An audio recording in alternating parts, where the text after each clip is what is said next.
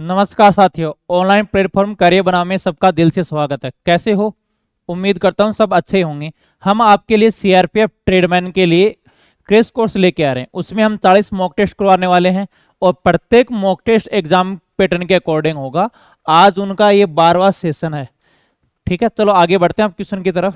पहला क्वेश्चन है, एक समांतर चतुर्भुज जिनकी दो संलग्न भुजाओं की लंबाई क्रमशः 15 और 12 सेमी है, उनके बीच का कोण 30 डिग्री है, तो चतुर्भुज का क्षेत्रफल क्या है? ध्यान दीजिए, एक पैरेललोग्राम है, समांतर चतुर्भुज है, इनकी संलग्न भुजाओं की लंबाई कितनी है?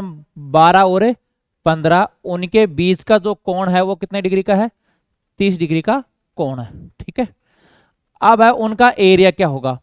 जब दो संलग्न भुजा दी हुई है, एक तो इनको हाइट मत मान लेना भाई, ये हाइट नहीं है, हाइट है ना 90 डिग्री कोण बनाएगी। मैं डायग्राम फिर से बना देता हूं इनका। देखो, समांतर चतुर्भुज है, इनकी संलग्न भुजा की लंबाई 15 और 12 है। ठीक है, 15 और कितना है? 12 है। उनके जो बीच का कोण है वो कितना डिग्री है? 30 डिग्री। तो एरिया होगा a into B into sine theta.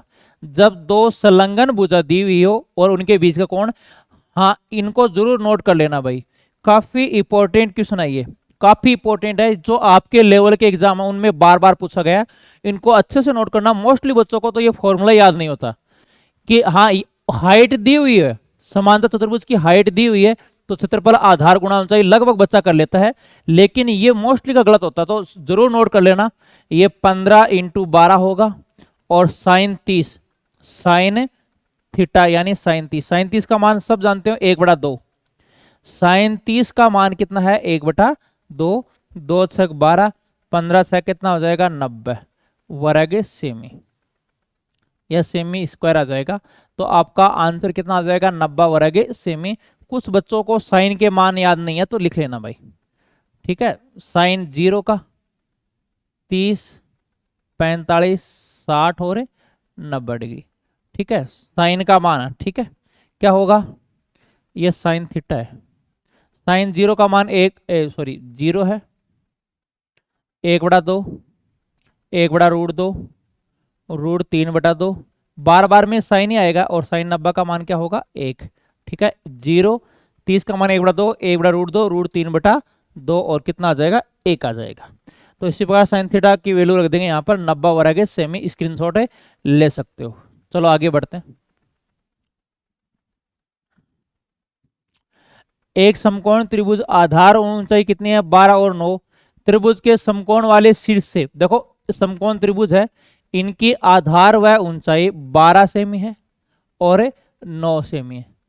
अब समकोण वाले शीर्ष से ही देखो, यहां से कर्ण पर परपेंडिकुलर डालते हैं, उनकी लेंथ ज्ञात करनी है। सबसे पहले बताओ कर्ण क्या, कर्ण का फॉर्मूला क्या होता है? आधार स्क्वायर प्लस परपेंडिकुलर का स्क्वायर का अंडर रूट। 144 और 81, 144 में आप 81 जोड़ो, वैसे तो ये 225 आ गया और 225 का वर्गमूल कितना आ जाएगा? 15। ट्रिपलेट वैसे भी 9, 12 तो कर्ण 15 होगा। ट्रिपलेट याद रखो भाई, 9, 12 और 15 का ट्रिपलेट बनता है। ट्रिपलेट क्या होता है?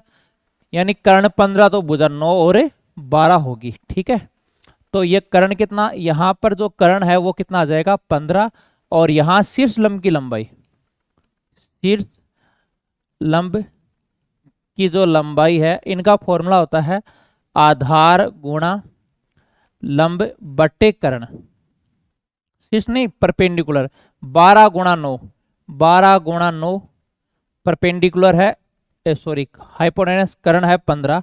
3 चौक 12, 3 5 15, 36/5 यानी 7 सही 1/5 आ जाएगा। ठीक है, ढंग से नहीं लिखा, 7.2 आ जाएगा, है ना। कितना आ जाएगा? ये 7.2 आ जाएगा। 5 7 35, 5 2 10, ये आ जाएगा 7.2 आ जाएगा। या दूसरे तरीके से भी कर सकते हैं। कैसे कर सकते हैं? ध्यान दीजिए, ये समकोण त्रिभुज है, 9 और 12। यदि फॉर्मूला याद नहीं है तो आप ऐसे भी कर सकते हो। देखो कर्ण तो कितना होगा सबको पता, पाइथागोरस से निकालेंगे, निकालेंगे, ये 15 आ जाएगा। अब एरिया बराबर कर दो। समकोण त्रिभुज का क्षेत्रफल क्या होता है? 1/2 आधार गुणा ऊंचाई। समकोण त्रिभुज का एरिया क्या होता है? 1/2 आधार गुणा ऊंचाई। एक त्रिभुज पर आप परपेंडिकुलर दी हुई त्रिभुज की हाइट है, देखो यहाँ 90 डिग्री कौन बना रहा है वो हाइट है।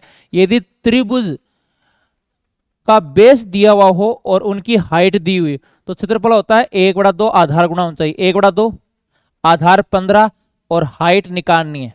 देखो त्रिभुज का बेस दिया हुआ और उन पर हाइट की लेंथ दी हुई है तो एरिया होता है 1/2 आधार गुणा ऊंचाई। ठीक है, तो ये मान क्या आ जाएगा, 1/2 से 1/2 कैंसिल, वो आ जाएगा 108/15। 36 बटा कितना आ जाएगा 5, ये हाइट है। और 36/5 का मतलब कितना है 7.2। देखो इधर से एरिया 1/2 आधार गुणा ऊंचाई, जब बेस पर हाइट डाली हो तो एरिया होता है 1/2 आधार गुणा ऊंचाई। 1/2 कैंसिल, 15 भाग में आ जाएगा 7.2। यह फॉर्मूला होता है आधार इंटू लंब बटा कर्ण होता है। जो आपको बेटर लगे, बहुत प्यारा क्वेश्चन है, एग्जाम में बहुत बार रिपीट हो रहा है भाई। सब कुछ भी करना लेकिन ये क्वेश्चन मत छोड़ना, और अच्छे से स्क्रीनशॉट ले लो इनको। दोनों बहुत प्यारे क्वेश्चन है, मैं कई बार ऑफलाइन में देता हूं, दोनों बच्चों के बहुत डाउट आते हैं। किनके, जो आपके लेवल के एग्जाम की तैयारी कर रहे हैं, जो है ना कांस्टेबल लेवल के जितने भी बच्चे हैं उनका ये डाउट रहता है। हाँ, अच्छे लेवल का बच्चा है जैसे सीजीएल के बच्चे हैं वो इनको आसानी से कर लेते हैं। आगे 1000 का फिक्टोरियल में शून्य की संख्या क्या है, यहां पूरा लिख देता हूं। ये 1000 का फिक्टोरियल है। फिक्टोरियल को हम ऐसे कई बार ऐसे भी लिखा होता है, वो एक ही बात है। में शून्य को की संख्या, किन की संख्या है,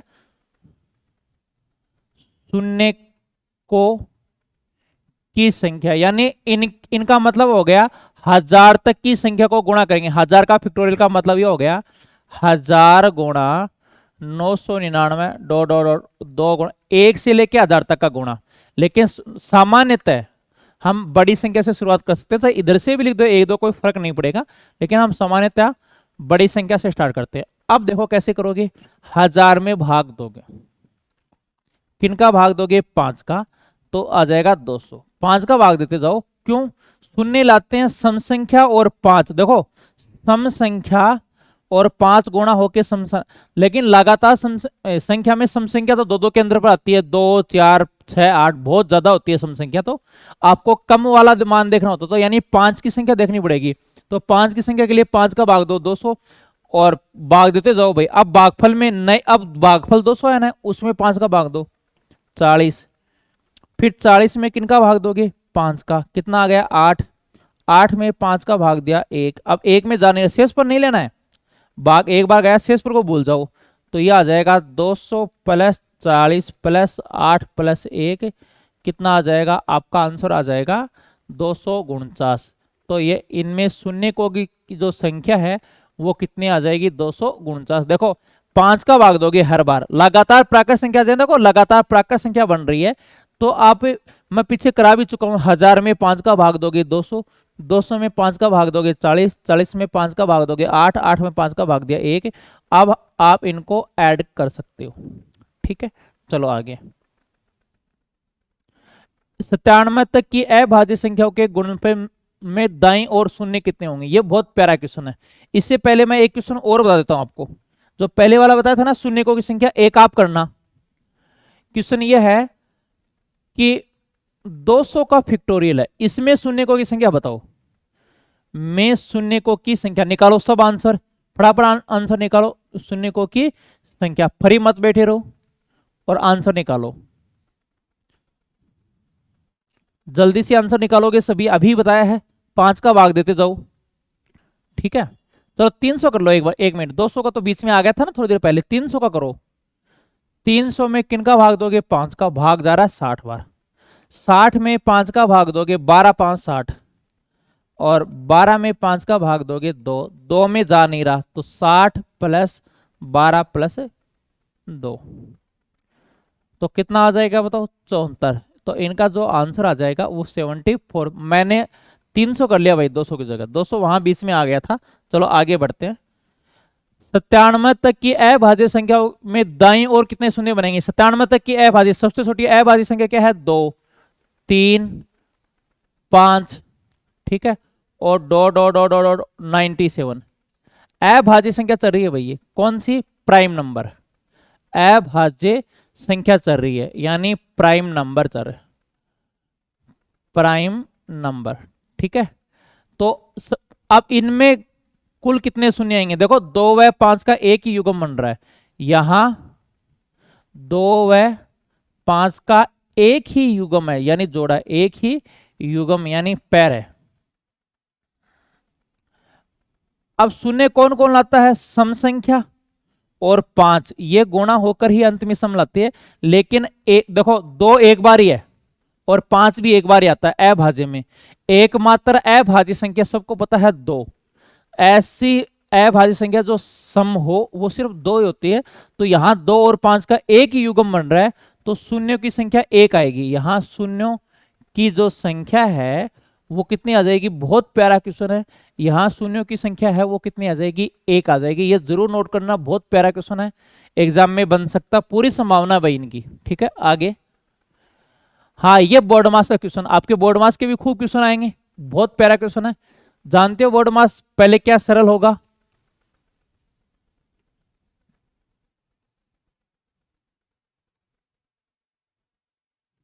इनका मान सबसे पहले वी बोर्ड मास, वी बोर्ड मास, ये चीज क्लियर होनी चाहिए।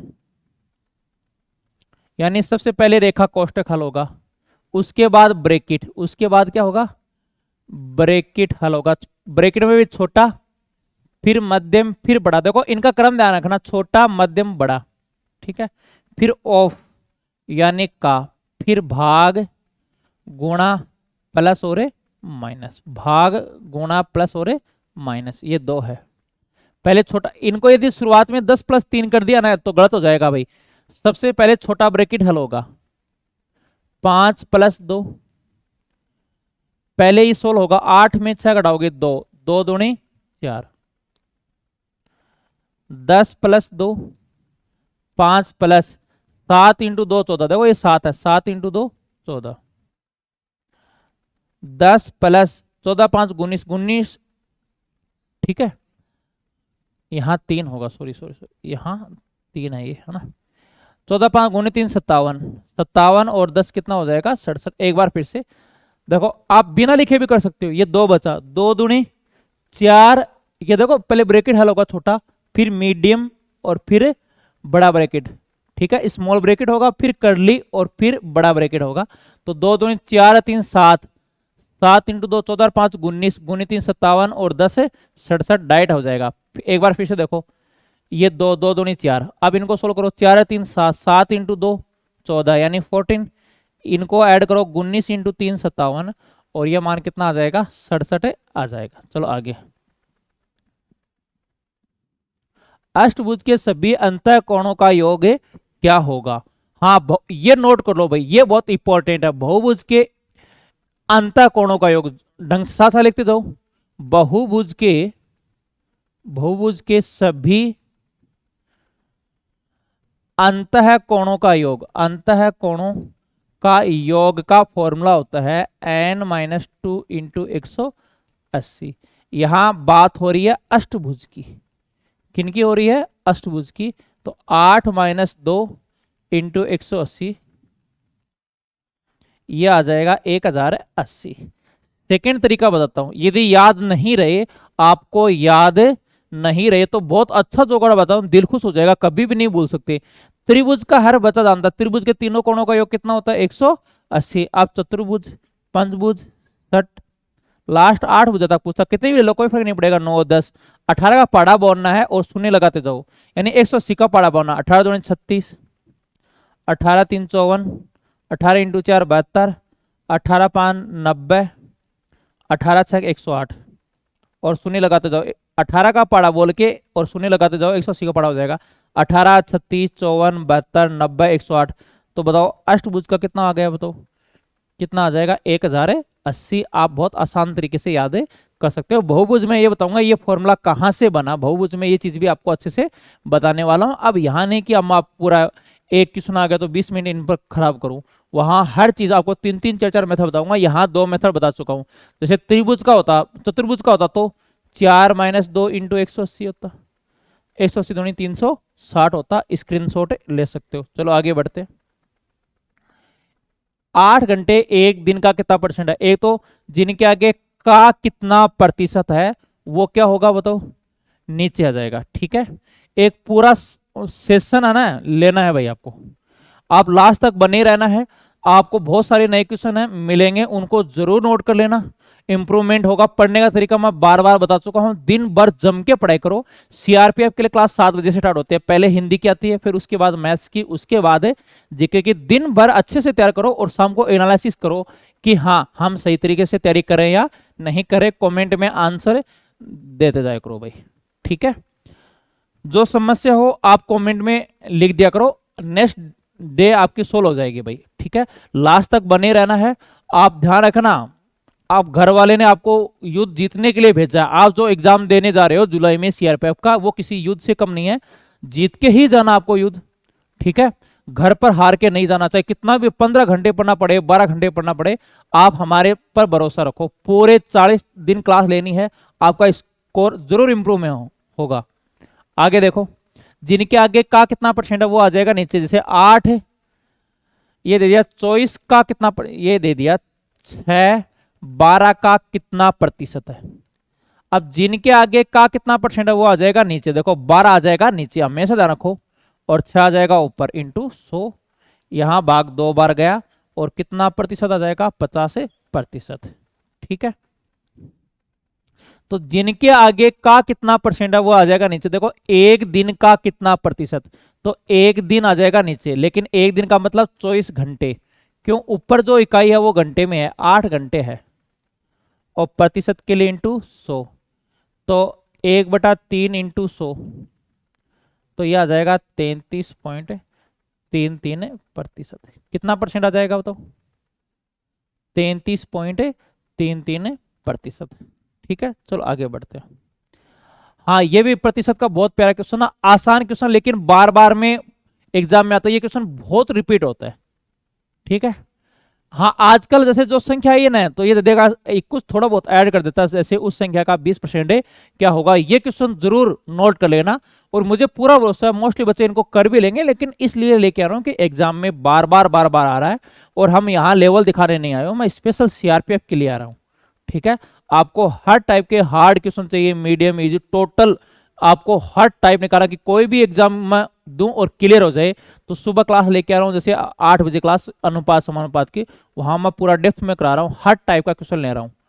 तो यहाँ पर क्या है, किसी संख्या के, संख्या अक्ष मान ली है ना, 40%, 40/100 में 40 घटाने पर, घटा दिया 40, क्या प्राप्त होगा बताओ, 40। देखो किसी संख्या का 40%, 40/100 में 40 घटाने पर, घटा दिया 40, क्या प्राप्त होगा 40, तो 20 दूनी 40, 20 500, तो यह आ गया 2x/5। 40 इंटू 40 कितना हो गया बताओ, 80। तो अक्ष के लिए उल्टा गुणा हो जाएगा, 80 गुणा 5/2, 2 का भाग दिया 40, 40 इंटू 5 कितना हो जाएगा बताओ, 200। तो ये जो मान है वो कितना आ जाएगा, 200 आ जाएगा। ठीक है, ये आपका जो मान है वो कितना आ जाएगा, 200 आ जाएगा।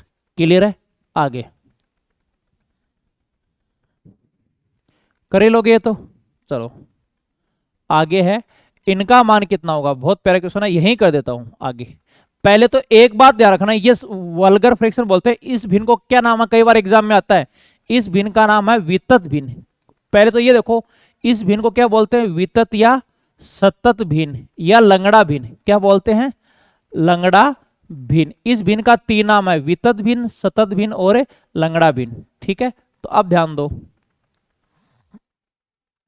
पहले ये ध्यान रखना, बट्टे के नीचे बट्टा है, बस एक बात का ध्यान रखना, बट्टे के नीचे बट्टा है वो ऊपर चला जाएगा।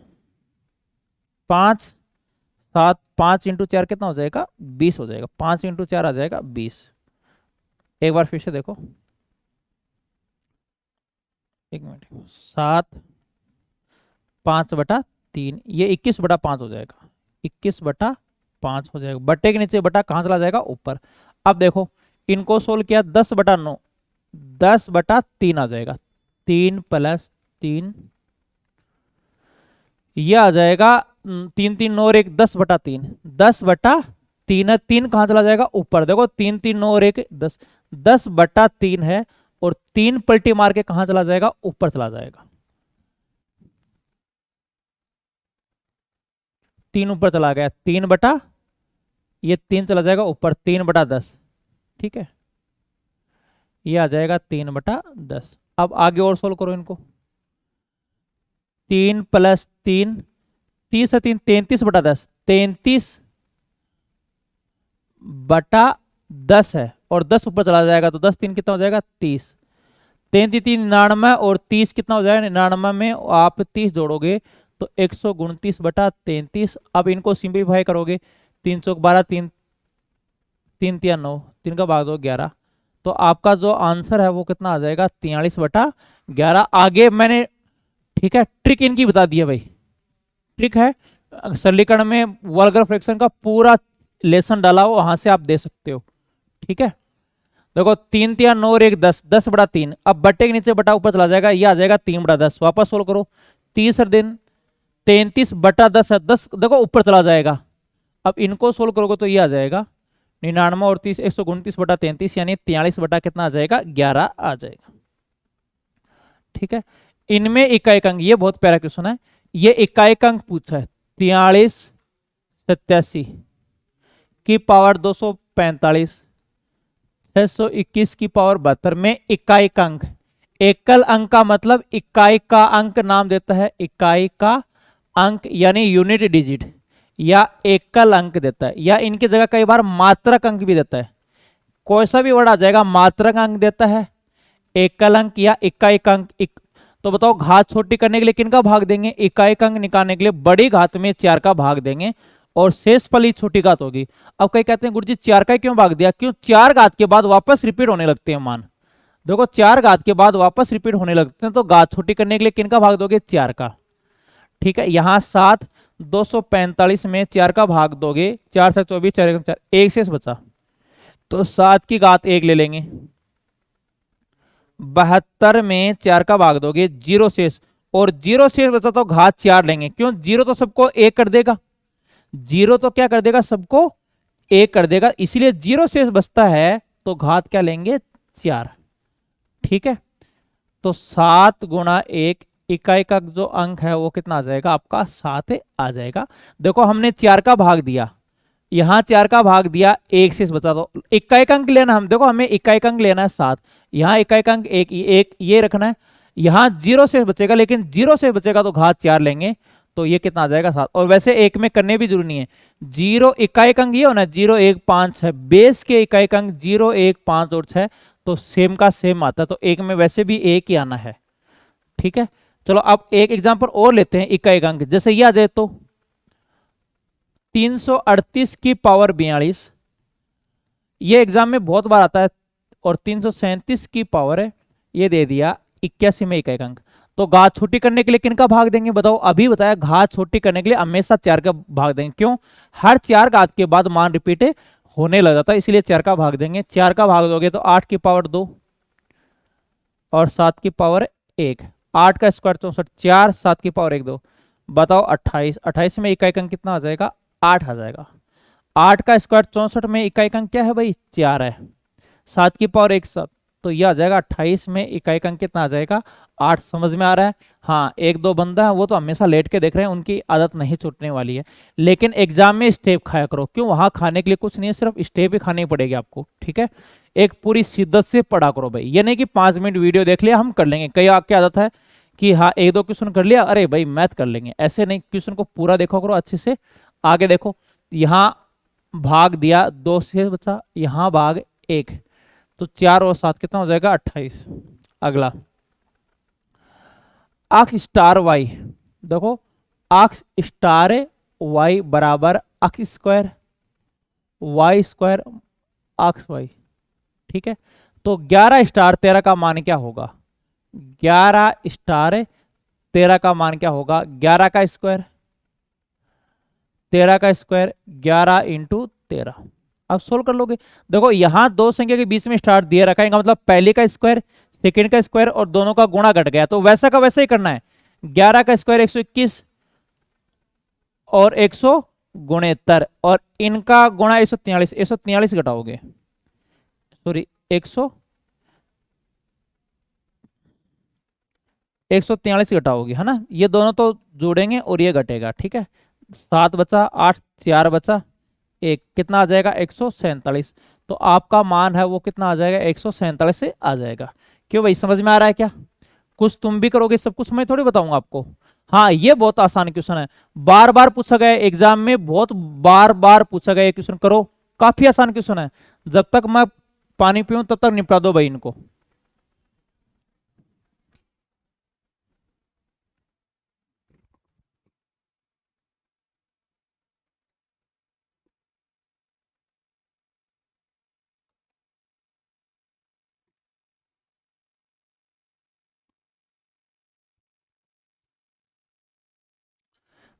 एक तो इनका ट्रिक है, जब इस प्रकार के क्वेश्चन में अंतर एक हो तो डायरेक्ट जोड़ दोगे, 32 और ये कितना हो जाएगा बताओ, 31, 63, इनका डायरेक्ट आंसर आ जाएगा।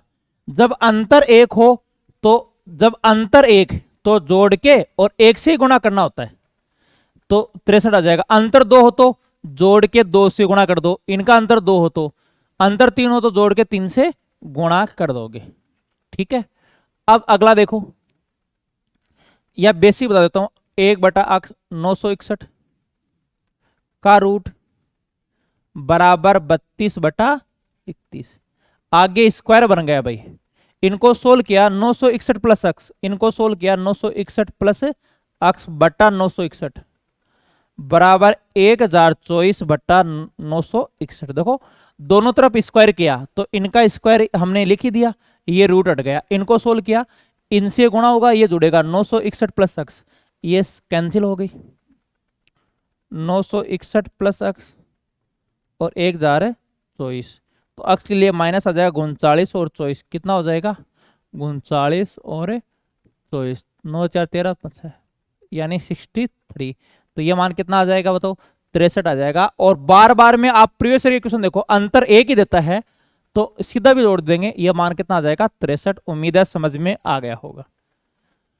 हाँ, ये बहुत प्यारा क्वेश्चन है, दो संख्या जिनका मैस है क्या है 12 और एलसीएम है 924, मैस है 12 है और एचसीएफ यानी मैस है, एचसीएफ यानी जो, sorry sorry sorry sorry sorry sorry, HCF है, ये एलसीएम है यानी लेस है, वो कितना है बताओ 924। तो युग्म कितने बनेंगे, एक तो इस क्वेश्चन को मैसे के साथ लेसे दिया तो भाग दोगे आप, यानी गुणा में मान आ जाएगा, 924 में 12 का भाग दो, 12 7 84, 12 7 84 यानी गुणा स्वतंत्र आना चाहिए। गुणा में मान आ गया भाई, ये मान लैसे में मैसे का भाग दे दो, लैसे में मैसे का भाग दो, गुणा में स्वतंत्र आएगा। कैसे आएगा चलो बेसिक बताता हूं इनका, कि संख्या एक को 12 x मानो, एक 12y। अब आगे लैसे दे रखा है 924, तो इधर भी इनका लैस है, बताओ कितना आ गया 12, अक्स और वाई का एलसीएम क्या आ गया अक्स वाई, तो 12 भाग में आ जाएगा, 12 7 84, 12 7 84। अब युग्म कितने बनेंगे ये देखना है, बताओ किनका गुणा स्वतंत्र होता है, आप सोचो, 10 सेकंड का स्पेस देता हूं, आप सोचो किन दो संख्याओं का गुणा स्वतंत्र होता है और उनका मैस एक होना चाहिए भाई। देखो 11 और 7 स्वतंत्र होता है, एक के साथ हमेशा जोड़ा बनेगा। स्पेशल इनके लिए मैंने लैसे मैसे में एक वीडियो बनाया है, युग्म के 20-25 क्वेश्चन वहां करा चुका हूं, स्पेशल मैंने एक लेक्चर बनाया है, आपको प्ले लिस्ट में मिल जाएगा। आप कैरियर बनाओ चैनल पर जाओगे, इसी चैनल पर जिस पर आप पढ़ रहे हो, वहां प्ले लिस्ट में एलसीएम एचसीएफ की क्लास की आपको प्ले लिस्ट मिल जाएगी, वहां से देख सकते हो। आप वीडियो खोल के देख लेना, आपको ये युग्म वाले क्वेश्चन मिल जाएंगे। तो युग्म कितने बनेंगे बताओ, एक और दो बनेंगे, ठीक है, ये है ना, युग्म कितने बनेंगे, दो बन जाएंगे। क्लियर है, समझ में आ गया होगा। चलो आगे बढ़ते हैं। हाँ, ये बहुत प्यारा क्वेश्चन है भाई, 144 में बेचने पर एक व्यक्ति को जो लाभ होता है, देखो जो लाभ होता है वह प्रतिशत उस वस्तु के लागत मूल्य के बराबर है। यानी ये कह रहा है विक्रय मूल्य दे रखा है 144, जो लाभ होता है वो क्रय मूल्य के बराबर है। क्वेश्चन का मतलब ये हो गया कि जब 144 में बेचा है, 144 विक्रय मूल्य, तो उतना ही प्रतिशत लाभ जितना क्रय मूल्य। यानी क्वेश्चन की लैंग्वेज क्या है, लाभ किन के बराबर है, लागत मूल्य के बराबर। क्वेश्चन ये कह रहा है लाभ प्रतिशत क्रय मूल्य के बराबर, किन के बराबर है, क्रय मूल्य के बराबर। आप ऑप्शन से भी कर सकते हो, जैसे इजी ऑप्शन लो, 60 ले लिया एक सपोज करो, तो ये क्वेश्चन कह रहा है विक्रय मूल्य, देखो विक्रय मूल्य है वो 144 है, 44 रख दिया, विक्रय मूल्य 144 है, वो 144 विक्रय मूल्य है, लाभ लागत मूल्य के बराबर है, तो लागत मूल्य 60 ले लिया ऑप्शन से, तो लाभ भी 60% लाभ लो। 60% लाभ लेने के लिए ये 60% निकाल के जोड़ो, या 160 बटा 100, 16 छः कितना आ गया 96, ये नहीं आने वाला है। ठीक है, 80 ले लिया, लाभ भी 80%, लाभ भी 80% है, तो कितना आ जाएगा 180 बटा 100, ये कैंसिल। बताओ 18 8 कितना आ जाएगा 144, 80 आपका सही आंसर होगा। तो क्रय मूल्य ही जितना क्या हो जाएगा लाभ। आप बेसिक से भी कर सकते हो, जरूरत नहीं है ऑप्शन से हो जाएंगे। क्वेश्चन क्या कह रहा है, देखो जो लाभ होता है वह प्रतिशत उस वस्तु के लागत मूल्य के बराबर है, यानी देखो लाभ प्रतिशत क्रय मूल्य के बराबर है। एक बार फिर से बताता हूं, क्रय मूल्य 80 तो लाभ भी 80%, 180 बटा 100 या 80% निकाल के जोड़ो, 18 8 144 हो जाएगा। ठीक है, तो लाभ कितना, विक्रय मूल्य कितना आ जाएगा बताओ, 144 हो जाएगा। ठीक है, आगे। हाँ ये क्वेश्चन बार बार में है, आप ये निकाल के देखो भाई, कुछ आप भी निकालोगे, ये जरूर नोट कर लेना, क्वेश्चन आसान है। जो बच्चा रियल में प्रैक्टिस मॉक टेस्ट लगा रहा है उनने तो लगा लिया होगा आराम से। जो बच्चा पहली बार है वो स्क्रीनशॉट जरूर लेना, बार बार ये क्वेश्चन आ रहा है। ठीक है, कुछ भी करना लेकिन इस क्वेश्चन को मत छोड़ना। प्रतिशत में ये आते हैं, 2D में ऐसे क्वेश्चन आते हैं, 3D में ऐसे क्वेश्चन आते हैं, सब में आते हैं क्वेश्चन। ठीक है, निकालो जल्दी निकालो।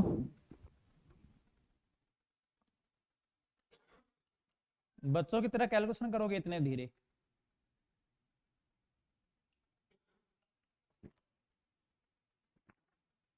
देखो क्षेत्रफल होता है पाई आर स्क्वायर, दो घात देखते हैं, कमी वर्दी में देखते हैं घात, दो घात लिखेंगे, 100 माना, 20% वर्दी है 120 बटा 100 लिखा, यहाँ 20% वर्दी है 120 बटा 100 लिखा। इनको हम कैलकुलेट करेंगे तो 144 आ जाएगा, यानी 100 का 144 हुआ तो 44% क्या आ जाएगी, वर्दी आ जाएगी। या ऐसे भी इनका फॉर्मूला होता है ए प्लस बी, ए गुणा बी बटा 100, तो यहाँ 20% वर्दी, यहाँ 20% वर्दी, यहाँ 20 इंटू 20 बटा 100, इनको भी आप कैलकुलेट करोगे तो कितना आ जाएगा 44, तो ये आ जाएगा 44% आपका आंसर हो जाएगा। ठीक है, चलो आगे बढ़ते हैं।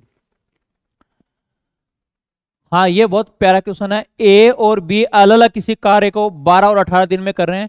ए से आरंभ करते हैं, देखो शुरुआत कौन कर रहा है, एक से करते हैं, और उसके बाद दोनों बारी बारी से एक एक दिन काम करते हैं, दोनों बारी बारी से एक एक दिन काम करते हैं। देखो वो लिखा हुआ नीचे, तो कार्य कितने दिन में होगा, यानी एक एक दिन का मतलब पहले ए करता है, फिर बी, फिर ए, फिर बी। ये क्वेश्चन बहुत बार आता है, पाइप टंकी में भी ये क्वेश्चन बनता है, समय कार्य में, वहां यह आ जाएगा दोनों नल एक एक मिनट के लिए खोले गए।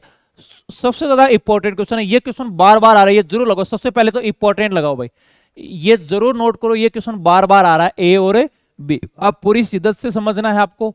ये 12 और ये 18 दिन में करते हैं। सबसे पहले तो एलसीएम 36, यानी कुल कार्य 36 है। अब इनकी क्षमता लो, क्षमता कितनी आ जाएगी बताओ, 12 3 36, 18 दूनी 36। सबसे पहले इनका एलसीएम 36 भाग दो, 12 3 36, 18 दूनी 36, यानी ए 3 कार्य करता है और बी कितना कार्य करता है, 2। अब ये कह रहा है देखो शुरुआत ए से करता है और उसके बाद बारी बारी से एक एक दिन काम करते हैं, बारी से, यानी पहले दिन ए कार्य करता है, दूसरे दिन बी, 2 दिन लग गए। 2 दिन में कितना कार्य हो गया, 3 और 2 5, 5 कार्य हो चुका है, यानी क्षमता। अब आपको पहुंचना है 36 तक। अब ऐसे तो टाइम लगेगा, 4 दिन में 10, बहुत टाइम लग जाएगा। आप क्या करोगे, डायरेक्ट छलांग मारो कि 5-5 कार्य के कितने भाग हो गए, 36 में आप 5 का भाग दोगे, यानी 7 टुकड़े सेव हो गए। तो दोनों तरफ 7 से गुणा करोगे, दोनों तरफ 7 से गुणा करोगे तो ये 35 हो गया, और ये 7 दूनी 14, 14 दिन में 35 कार्य। ये स्टेप एज इट इज लिखो, ये स्टेप एज इट इज, यानी इससे ये पता चल जाएगा लास्ट दिन बी था। ये आप डायरेक्ट जा चुके हो, कैसे, जैसे 2 दिन में 5 कार्य, 4 6 8 10 12 14, 2 दिन में 5, ये 10 कार्य, 15 20 25 30 35। चलो ये तो 5-7 स्टेप से लिख लिए। यदि कई बार है ना 50-50 स्टेप आ जाए, यदि 70-70 स्टेप आ जाए तो 70 बार लिखोगे तो आप 10 क्वेश्चन का टाइम खराब कर चुके हो। तो ये मत करना, डायरेक्ट छलांग मारो। सबसे पहले देखो, ए पहले दिन 3 कार्य करता है, बी 2, बताओ 2 दिन में कितना कार्य हो चुका है। देखो पहले दिन ए, दूसरे दिन भी वहां दे रखा है 3 और 2 5, 2 दिन में 5 कार्य। अब 36 में 5 का भाग दो कुल कार्य में, यानी 7 स्टेप आनी है। कितनी स्टेप आनी है? 7। तो इधर भी 7 से गुणा करोगे, इधर भी 7 से गुणा करो, 14 दिन में 35। अब बताओ 14वें दिन यानी इस डे 14 डे है ना, बी था। अब बारी आएगी ए की, तो शेष कार्य कितना बच गया बताओ? 36 कार्य था, 35 कर लिया, यानी शेष कार्य बच गया ए। अब लास्ट दिन बी था, अब बारी किन की आएगी? ए की। तो ए को कितने दिन लगेंगे? एक कार्य बचा हुआ है, ए की क्षमता का भाग दो, 1/3 दिन ये लग गया।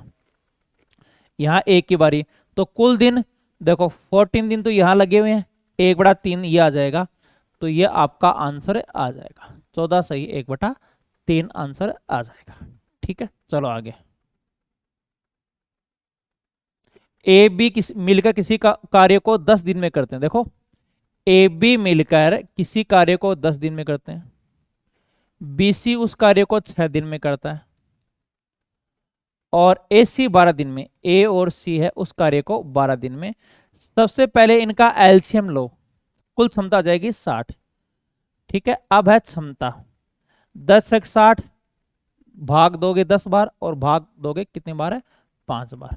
ठीक है, अब है तीनों मिलकर ए बी सी तीनों मिलकर कितने दिन में कार्य करेंगे? देखो सी 2 बार है, बी 2 बार, ए 2 बार है, तो ये आ जाएगा 2abc। ये क्या आ जाएगा बताओ? 2abc बराबर 16 और 5 कितना आ जाएगा? 21, 15 से 21। तो abc की वैल्यू आ जाएगी 10.5, abc की वैल्यू आ जाएगी 10.5 या 21/2, चलो एक ही बात है, 21/2 आ जाएगी। अब जो पूछा उनका भाग दो, तीनों कितने दिन में करेंगे? तो 21/2 का भाग दे दो, यानी 100, ये बटे नीचे बटा ऊपर चला जाए, 120/21, 3 से कट रही है ना, तो 40/3, देखो 40/7, यानी 5 सही 5/7 दिन आपका आंसर हो जाएगा। एक बार फिर से देखो, ए बी 10 दिन में कर रहे हैं, बी सी 6 दिन में, ए सी 12 दिन में। सबसे पहले इनका एलसीएम, ये टोटल कार्य आएगा। अब इनका भाग दो, देखो 6 का भाग दो 10 बार।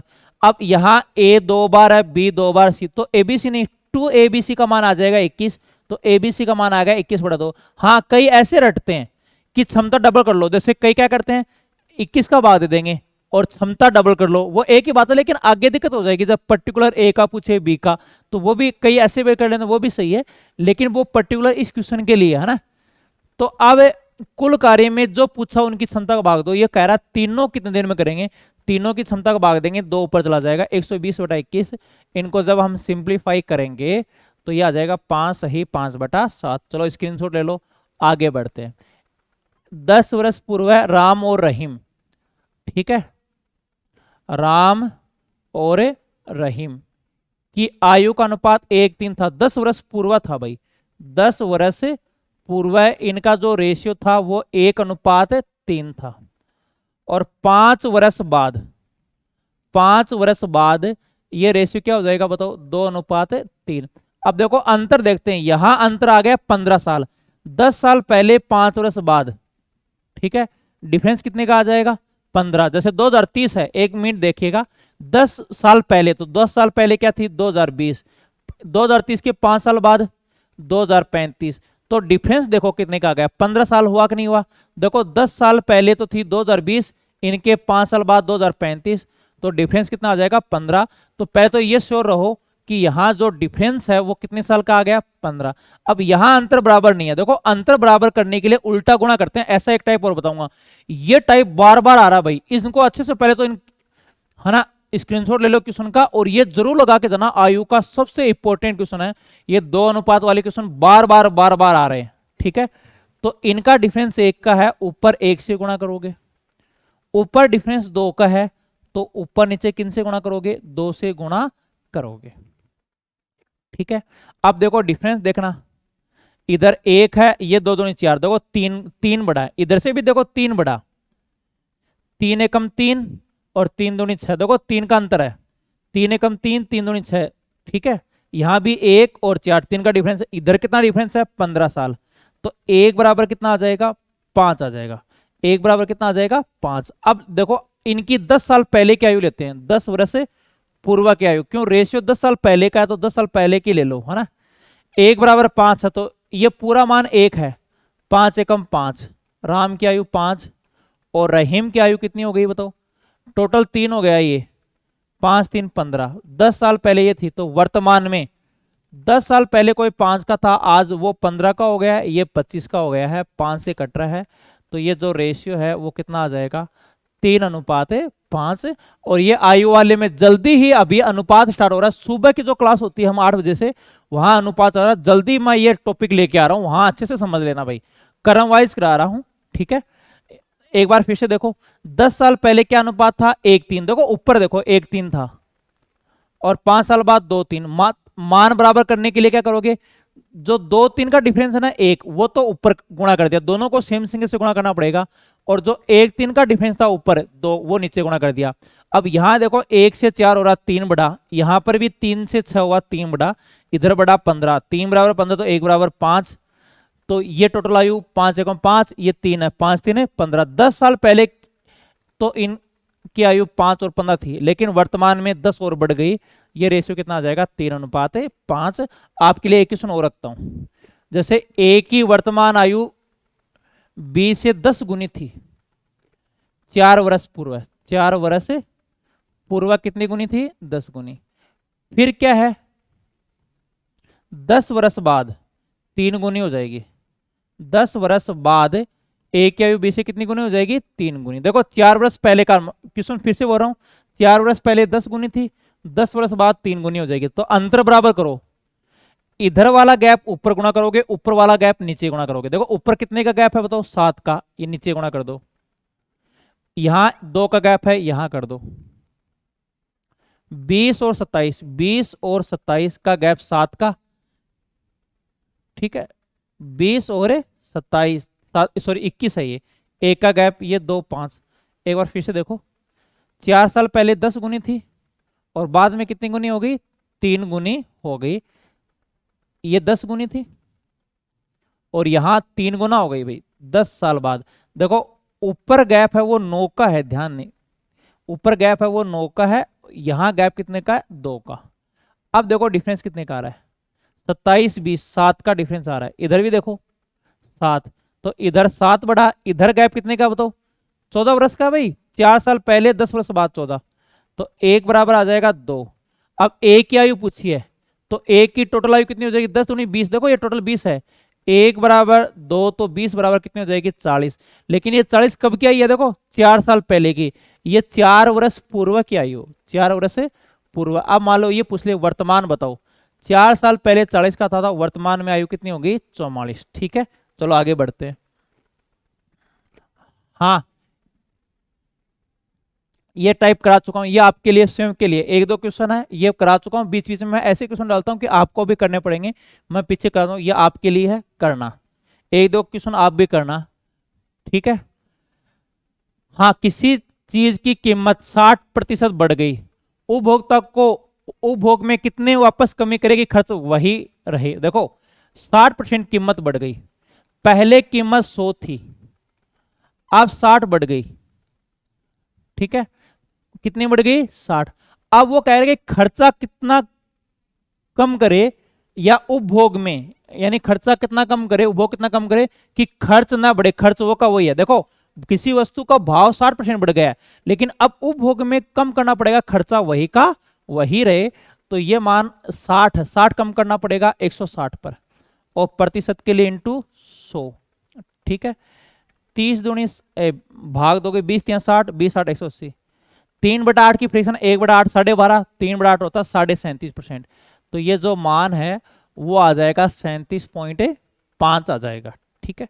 चलो एक निश्चित साधारण ब्याज पर 800 रुपए की राशि 956 रुपए हो जाती है, ब्याज की दर कितनी बढ़ा दे, 4% बढ़ा दे, तो 800 रुपए की राशि 3 वर्ष में कितनी हो जाएगी। देखो सिंपल इंटरेस्ट का फॉर्मूला, साधारण ब्याज का फॉर्मूला होता है मूलधन गुणा समय गुणा दर बटा 100।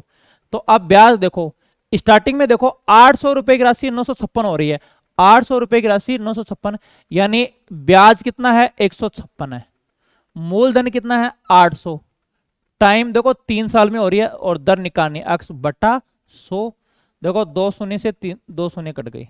अब 3 का भाग जा रहा है 52, देखो 3 का भाग दोगे 52 बार 8 आ जाएगा भाग में, यानी 13/2, 4 से भाग दो 13/2, ये जो दर आ जाएगी वो 13/2 यानी 6.5 आ जाएगी। दर कितनी आ जाएगी 6.5। आप गुणा भाग कर लेना भाई। देखो ऊपर वाली लाइन में, 1 नंबर लाइन में देखो मूलधन 8 है, प्रिंसिपल देखो प्रिंसिपल है, मूलधन 800 है और अमाउंट मिश्रधन हो गया 956।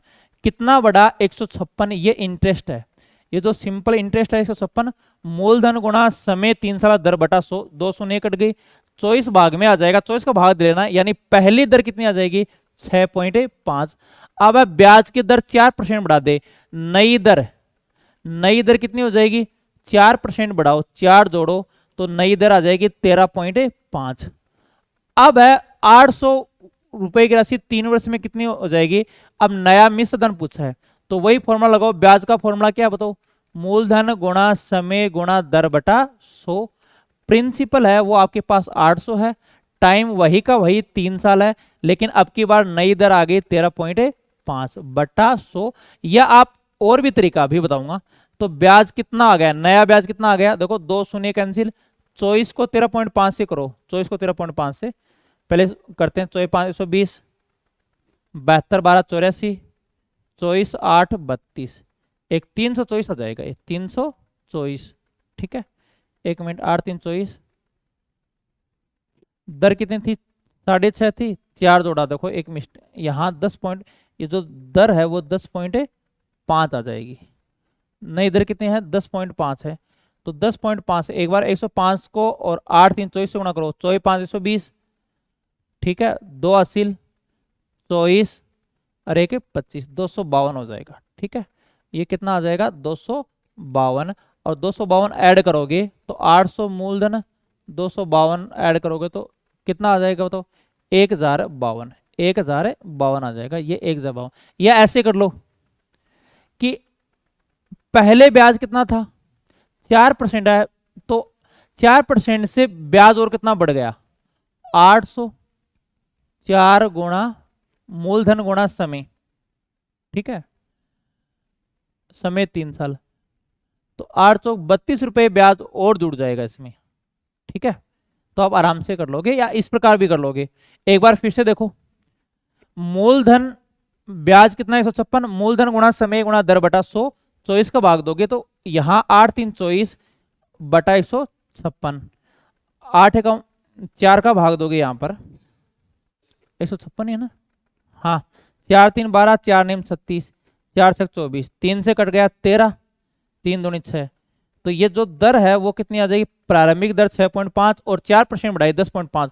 अब 10.5 से ब्याज निकालो, मूलधन गुणा समय गुणा दर बटा 100, ब्याज 252, 800 में 252 जोड़ोगे तो कितना आ जाएगा 1052। स्क्रीनशॉट ले लो। किसी निश्चित धनराशि का ब्याज, ये करा चुका हूं भाई, ये आपको स्वयं को करना है, कुछ 1-2 क्वेश्चन आपके लिए लेके आया हूं भाई, ये आपको ही करने पड़ेंगे, है ना, बता चुका हूं मैं हर मॉक टेस्ट में, जैसे आज बढ़ाया तो 2-3 क्वेश्चन आगे मॉक टेस्ट में जरूर डालूंगा, ताकि पता चल जाएगा आप पढ़ रहे हो या नहीं पढ़ रहे हो। नहीं हो तो आप टेलीग्राम पर भेज देना, वहां वापस लेके आ जाऊंगा। अब ये क्या कह रहा है, 2 वर्षों में 5% की दर से साधारण ब्याज और चक्रवृद्धि ब्याज का अंतर 6 रुपए है, तो वह राशि क्या है।